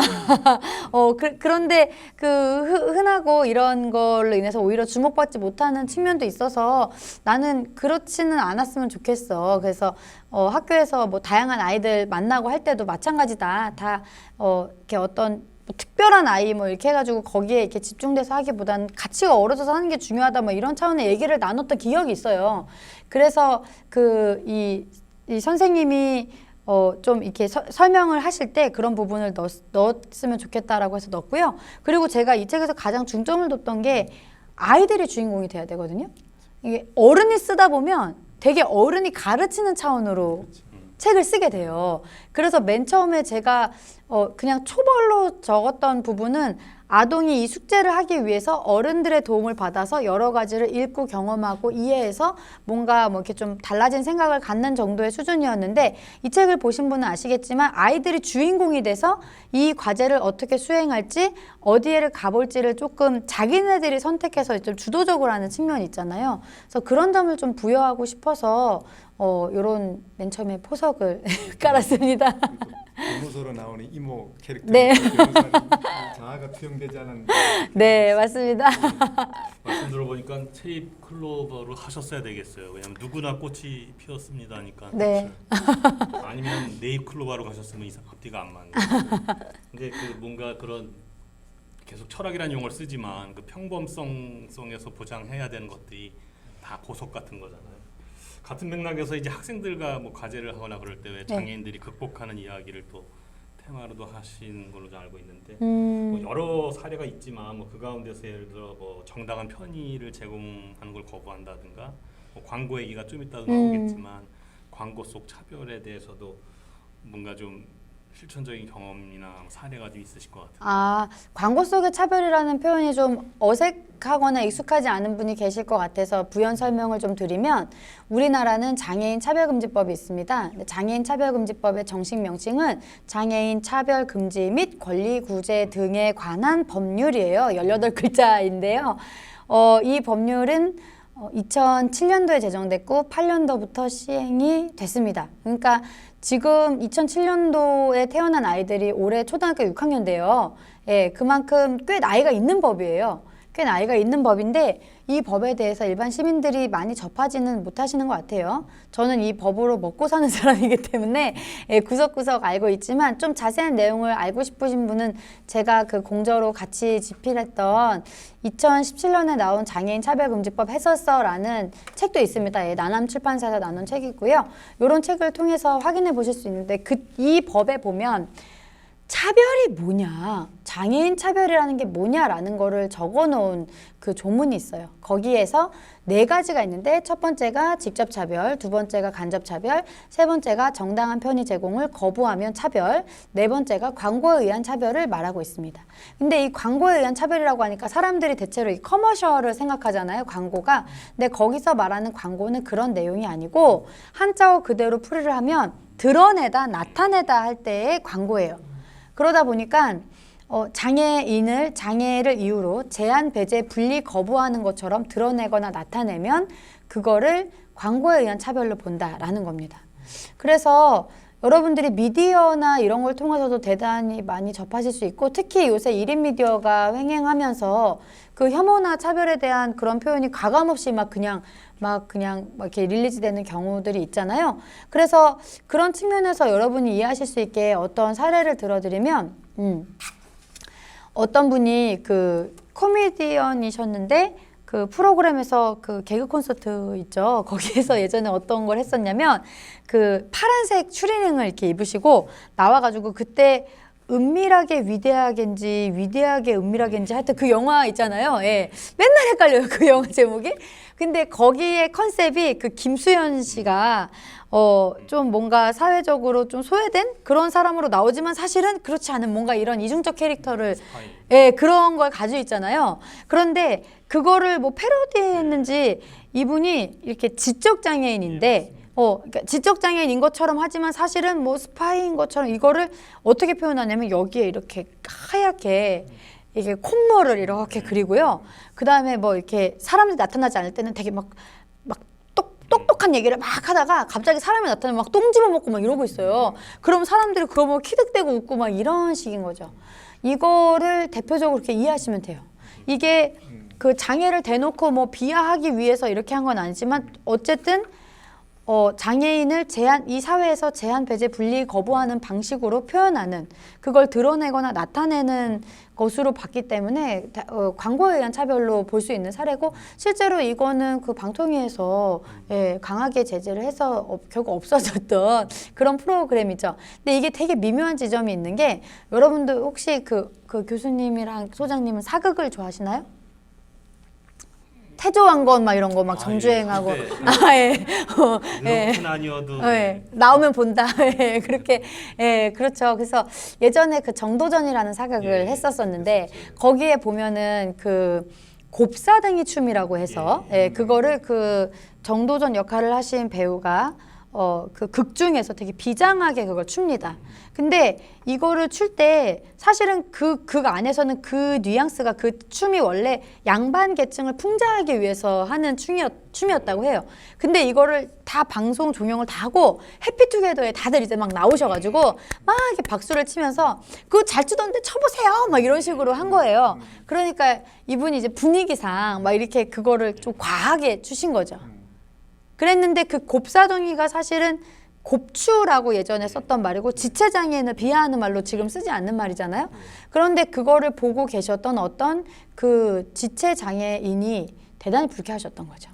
그래서 그거에 대해서 민원 제기를 하시고 문제 제기를 하셨었는데 그게 어떤 광고에 의한 차별로 판단이 되진 않았어요. 판단이 되진 않았지만 이런 지점으로 우리가 확장해서 생각을 해본다면 여러 가지들이 보이시지 않을까 이런 생각이 듭니다. 전문 용어 같은데 제가 이제 확실하게 한 말씀이 아니라. 그러니까 이제 광고라고 하는 이제 그 뜻 그 자체에서 뭘 공적으로 드러내다 나타내다니까 당연히 드라마나 영화 같은 매체의 어떤 영향력은 더 크니까 이제 주의 깊게 봐야 되기도 한데 그런 측면에서 보면 선생님이 계셔서가 아니라 변호사님 계셔서가 아니라 이상하지도 아프지도 않은 체이 같은 체계야말로 다른 데서도 그렇지만 어떻게 보면 아직 이런 생각들이 굳어 있지 않은 친구들이 더 자연스럽게 그런 이 보이지 않는 선이나 경계를 넘어서 또는 아니면 그 자체가 없는 것처럼 어우러질 수 있도록 하는 좋은 책이라는 측면에서 좋은 사례 광고라고 저는 생각을 하는데요. 감사합니다. 실제로 그렇게 생각하고 읽었습니다. 근데 사실은 그 중에 나와 있는 세이클로바라고 된 것들이 이제 이 책 속에서 이제 저자이신 이제 변호사님께서는 아까 말씀하신 것처럼 네이클로바는 행운이고 세이클로바는 행복이고 평범성이기도 하고 일상성이기도 하고 실제 이 책을 이끌어가는 친구들 3명이 또 나오기도 하는데 그 친구들이 세이클로바 이제 미션을 수행하면서 자기들이 알지 못했던 극장에 있는 장애인 속도 알게 되고 그리고 유니버설 디자인 같은 것들이 주변에 있었지만 인지하지 못했던 것도 알게 되는데 사실 저도 유니버설 디자인은 잘 몰랐어서 좀 약간 마음이 걸리는 부분이 있었는데요. 그러니까 이런 부분들이 책을 쓰셨을 때 특히 초등학생들이기 때문에 많이 읽고 이걸 통해서 어떤 느낌, 반응 같은 게 있었을 것 같은데 그런 것들은 어떤가요? 그 코로나로 인해서 작년에 저희 그 초등학교 1학년 아이들이 최초로 등교했던 날이 계속 등교가 미뤄졌잖아요. 입학식도 안 하고 최초로 등교했던 날이 장애인의 날이었어요. 모르시죠? 장애인의 날 즈음이었나 장애인의 네, 날 그 즈음이었어요. 주간이었나 그랬는데 그래서 첫 수업이 뭐였냐면 장애인 인식개선 교육이었어요. 저는 건국 이래 이런 적이 한 번도 없었다고 생각해요. 대단히 이례적인 일이었는데 그 대체로 들어가면 뭐 오리엔테이션부터 이렇게 하잖아요. 근데 애들이 처음 학교라는 공간에 입학해서 갔는데 처음 들은 수업이 장애인 인식개선 교육이었던 거예요. 그래서 되게 고무적이었는데 아이가 그걸 수업을 듣고 와서 제가 말을 했어요. 뭐를 수업을 했니? 했더니 동영상을 봤대요. 그래서 동영상을 봤구나. 동영상이 어땠니? 라고 물어봤더니 아이가 이렇게 말하는 거예요. 슬펐어. 슬펐어. 이렇게 말하는 거예요. 그래서 저는 가슴이 덜컥해가지고 어떤 내용인데 슬펐어. 막 되게 좀 안 좋은 내용으로 묘사했을까 봐. 근데 그건 아니고 이 아이가 슬프다고 느꼈던 지점은 이 평등한 인간끼리 불평등한 상황에 놓인 것을 보고 그게 바람직하지 않으니까 이 사람을 되게 무능한 것으로 낙인 찍고 이렇게 되지 않아야 되는데 그렇게 되는 지점을 보고 슬펐다라는 다행히 그런 제가 걱정했던 건 장애인은 오히려 되게 불쌍하고 막 불우한 사람처럼 묘사했을까 봐 근데 그러진 않았고 뭐 이렇게 내용적으로는 나쁘지 않았을 것 같은데 사실 우리나라의 장애인 인식개선 교육이라는 게 거기서 한 발짝 더 나아가기가 어렵잖아요. 그냥 뭐 불쌍하지는 않아. 불쌍한 존재는 아니야. 그냥 이웃이야. 이런 차원의 얘기로 그냥 수렴되고 끝. 그러니까 도와줘야 돼. 이런 식의 그런 좀 단순한 메시지 위주로 가다 보니까 아까 말씀드린 그 편견들이 생기는 거거든요. 불쌍한 이렇게 좀 내가 도와줘야 되고 뭔가 좀 부족하고 무능하고 이렇기 때문에 내가 또 양해해야 되고 손해봐줘야 되고 이런 식의 어떤 잘못된 편견들이 생기는데 저는 그 부분을 좀 깨고 싶어서 그 오히려 아이들의 눈으로 봐도 보일 수 있고 접근할 수 있는 것들 위주로 하게 된 거고요. 그래서 좀 좋았다는 평을 많이 받았습니다. 제가 이렇게 말하기가 좀 민망하네요. 예. 별 5개 쏴주세요 여기서.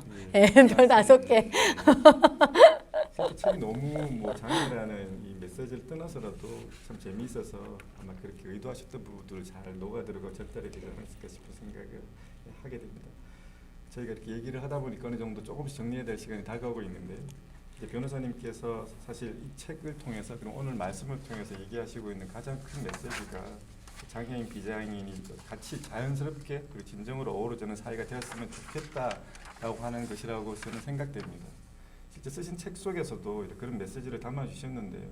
누구나 꽃이 피었습니다. 애 같은 경우도 어떻게 보면 너무 어렵게 생각하지 말고 주변에 있는 친구들에게 장애인 친구들에게 서로 한 번이라도 자주 만나고 눈인사라도 나누고 어떻게 보면 이상하지도 아프지도 않은 이 동화책에서 얘기하고 있는 그런 메시지가 주로 그런 부분도 여겨지고요. 그다음에 그 어떤 장애라는 것이 극복의 대상이 아니라 당사자에게도 비당사자에게도 다르지만 똑같은 사람이라고 하는 어떤 생각을 가지면서 그리고 저희들이 좀 접해나가면 어떻게 보면 우리가 가지고 있는 편견이상으로 마음속에 있는 어떤 장벽 같은 부분도 조금씩 헤쳐나갈 수 있지 않을까라는 생각을 오늘 시간을 통해서 그래서 변호사님 책을 통해서 하게 됩니다. 무엇보다도 뭐 좀 구태연한 표현이긴 합니다만 지성인의 전당을 일컬어지는 대학에서 특히 또 저희 대학이 어떻게 보면 그 약자 마이너리티의 대표격으로 할 수 있는 여자 대학이니만큼 더더욱 이런 이 메시지들을 그리고 이런 취지들이 빨리 실천되는 공간이 되었으면 좋겠는데요. 장애인들이 좀 더 정당한 편의를 제공받고 장애인 비장애인 구분 없이 자연스럽게 어우러지는 공간이 되었으면 하는 바람이 있습니다. 이 점에서 우리 소장님께서 저희 학교 이런 관련해 가지고 상당히 많은 어떤 자랑할 거리도 있는데 좀 말씀 주시면 감사하겠습니다. 잘 들어보겠습니다. 예. 네.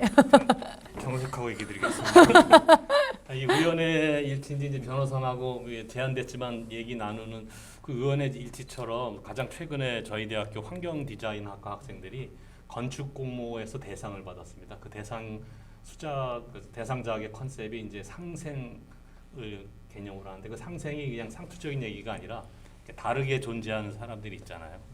어떤 발달 장애라든가 시각 장애. 그래서 그들을 맞춘 어떤 건축 환경의 디자인을 설계를 해서 대상을 받았습니다. 그래서 상생의 공간을 디자인하다. 그래서 이거 보면 뭐 반려동물, 노인, 뭐 시각 장애인을 위해서 모든 그 물리적 환경이 거기에 맞게 보통 우리가 생각하는 것처럼 비장애인이나 정상인 위주의 그 환경이 아니라는 거죠. 그리고 또 지난주인가요? 또 기관에서 평가하는 장애 대학생 그 대학 평가가 있는데 그 저희 대학이 이제 아마 5회 연속, 4회 연속인가 계속 최우수 대학. 네. 예. 그럼에도 불구하고 박수. 어제자 기사로 났더라고요. 예. 이건 뭐 이제 할 숙제들은 특히 오늘 저 변호사님 말씀 들으니까 마치 장애인을 차별하거나 그런 사람들은 정말 문제가 있고 특이한 사람일 것 같았는데 사실은 우리들 대부분이 그렇지 않았나? 뭔가 이렇게 좀 오늘 자리가 그런 계몽을 시켜주시는 것 같고 무엇보다도 뭐 일상성이란 단어 속에서 이렇게 분리됐고 선근 각계의 존재들이 아니라 서로 마주보고 그죠? 그냥 장애라는 프레임으로만 해석할 것이 아니라 소통하려고 노력하는 파트너로 봐야 된다는 그 마음가짐이 너무 크구나 라는 생각이 들어서 오늘은 좀 시간이 좀 아쉽지만 이게 말씀 나누다 보니까 재미도 있고 배울 것도 많고 어떡하죠? 또 할까요? 뭐 연장전 할까요? 뭐 나중에 시즌 2를 통해서나 그러니까요. 예.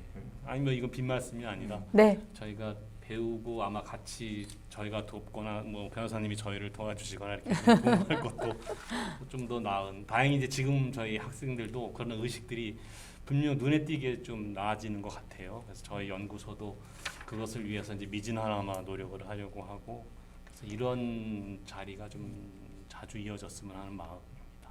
네. 저도 같습니다. 그 좋은 말씀 전체를 저희 학교 자랑으로 이렇게 끝맺음하는 듯한 기획으로 보이지만 그렇지는 않고요. 그러면 저희가 이렇게 평상시 이 교내에서 고민하고 있는 부분들이 오늘 이제 변호사님 모셔가지고 말씀드리면서 더더욱 이렇게 구체화되고 또 생각된 지점들이 있는 것 같습니다. 이제 마지막으로 그 변호사님께 좀 하실 말씀을 청해드려야 되는데 그 전에 저희 교내 학생들만 아니지만 이 변호사님께 드리고 싶은 질문을 주신 분들이 있어서 그걸 살짝 어떤 내용인지만 제가 이렇게 요약을 해드리고 그리고 뭐 이걸 꼭 포함하지 않으시더라도 마지막 좀 말씀을 편하게 해주시면 감사하겠습니다. 네. 좀 보니까 꼭 교내만이 아닌 것 같은 그런 내용들이 있고요. 그다음 좀 인상적인 부분들이 그러니까 비장애인만 아니라 장애인 당사자로 보이는 분들이 이렇게 그렇게 명시적으로 나타나진 않았지만 그런 질문들이 있는 것 같아서 저도 이렇게 이 질문지를 읽으면서도 여러 가지 생각하게 되는데 먼저 보면 이제 비장애인의 마음가짐은 어떻게 해야 됩니까? 장애인을 대할 때 이런 질문들도 있었고요. 그다음에 그 아까도 이렇게 소영님께서 정리해 주셨던 것처럼 비장애인이 어떤 동종 연민이나 장애인의 인식과 그리고 어떻게 보면 자연스럽게 무언으로 위로할 수 있는 방법 같은 것들 오늘 주된 얘기 중에 하나였던 것 같고요. 그다음에 이 아마 당사자로 여겨지는 분이라고 저는 그렇게 좀 이해가 되어지는데 타인의 잣대 시선에 의연하게 대처할 수 있는 방법은 무엇인가요? 라고 하는 질문을 2분 정도가 해주셨습니다. 꼭 뭐 당사자라고 저희가 국한해서 이해할 필요는 없을 것 같은 생각도 들기도 하고요. 그다음 또 한 분은 출근길에서 매번 같은 시간대에 지하철에서 마주치는 발달 장애인이 있는데 심할 정도로 고성을 해서 이제 그걸 제어하거나 뭐 어떻게 하는 사람들은 없지만 다들 너무 힘들어하는 표정을 보이기도 하고 그 주기적이기도 하고 해서 뭐 지하철 어떤 관리센터 신고를 해야 되나라고 하지만 그렇게 못하면서 저분을 위해서라도 어떻게 해야 될 텐데 이러지도 저러지 못하고 있는 상황에 대해서 어떻게 하면 좋을까라고 하는 이런 질문을 주신 분도 있고요. 그다음 또 흥미로운 게 최근 이제 SNS 중 음성으로만 소통되는 클럽하우스라는 것이 화제가 되고 있는데 이게 기본적으로 청각장애인 배제적인 시스템이니까 이런 것도 어떻게 생각하시며 이게 어떻게 보완되어야 되는지에 의견을 여쭙는 질문도 있고요. 그다음에는 뭐 아주 원론적으로 서로 다름을 인정하고 살아갈 수 있는 사회 시스템 구축되려면 어떻게 해야 되는지라고 하는 좀 힌트를 질문드렸습니다. 편하게 아울러서 좀 말씀을 해주시면 감사하겠습니다. 네, 계속적으로 그 궁금해하시는 게 어떻게 관계 맺기를 할 것인가에 대한 부분인 것 같고요. 아까 이게 말씀하셨던 부분 중에서 인상적이었던 게 어떻게 위로할 것인가인데요. 제가 드리고 싶은 내용은 그 위로해야 된다는 생각을 걷어내시는 것부터가 가장 중요하다. 예. 그 장애인은 불쌍하고 불우하고 그래서 누군가의 도움이 필요하고 위로를 받고 싶을 것이다 라는 그 틀이 사실은 우리가 건강한 관계 맺기를 하는데 많은 장애를 일으키고 있기 때문에 그런 점보다는 정말 사람 대 사람으로 어떻게 이 사람과 소통할지에 대한 고민으로 조금 더 나아가시면 좋겠다라는 말씀 드리고요. 그 발달장애인 분들 저도 마주쳐요. 저도 그 소리 지르고 막 이렇게 하시는 지속적으로 하시는 분들이 있는데 그 저는 이제 일을 이렇게 하니까 가서요 얘기해요. 이렇게 근데 그분이랑 이제 상호 소통을 해야죠. 주변에 근처에 근데 이 질문을 주신 분한테 그렇게 하란 얘기는 아닌데 제가 지금 누차 얘기하는 것처럼 사람 대 사람으로 대하는 게 뭘까? 만약에 이 사람이 사람 대 사람이 아니라 장애인으로만 보이면 말을 안 하죠. 장애인이야. 그냥 냅둬 노터치 이런 식으로 되지만 어차피 말도 안 통할 거야. 뭐 내가 무슨 일 당하면 어떡해 여러 가지 생각들이 있을 수 있는데 그냥 사람 대 사람이면 내가 지금 이 상황이 불쾌하잖아요. 불편하잖아요. 그러면 가서 부탁은 할 수 있거든요. 그래서 제가 이렇게 보고 눈 마주치고 이렇게 눈이라도 인사하고 막 이러면서 뭐 이렇게라도 하고 그래서 서로 이제 뭔가 사인이 교감이 되면 가까이 가가지고 어디 가세요 이렇게 하고 뭐 얘기할 거 아니에요. 근데 이분이 어디 가세요라는 얘기만 들어도 조용히 하시는 분도 있어요. 왜냐면 그렇게 훈련 받으신 분이 있거든요. 누가 낯선 사람이 말하면 조용히 하고 긴장하는 분도 있고 그렇지 않고 조금 대화가 가능하신 분이면 죄송한데 제가 소리가 좀 예민해서 소리 안 지르시면 안 될까요? 이렇게 얘기를 드리기도 해요. 근데 발달장애인에게 뭐 하지 마!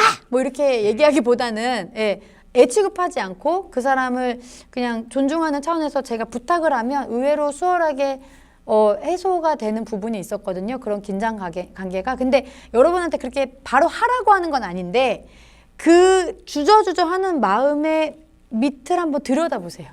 왜 주저주저 하고 있는가? 그러면은 그 부분을 조금씩 깰 수 있는 내 실천은 뭐가 있을까? 내가 할 수 있는 범위 내에서. 그거를 고민해 보시면 조금씩 달라지지 않을까 싶습니다. 네. 두서없이 얘기를 정말 드렸네요. 예.